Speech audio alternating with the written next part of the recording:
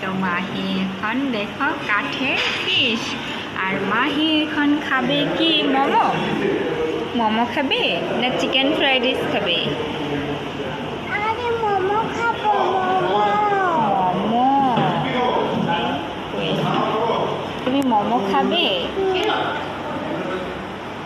আমি আর ভাবছিলাম এই ফিশটা খাবে নাকি।